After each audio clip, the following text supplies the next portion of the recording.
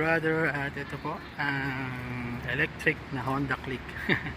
Actually hindi po siya Honda, pero ang itsura po niya is parang Honda Click. Ayan mga brother, nakita niya, electric scooter po ito mga brother. Ito po yung logo niya,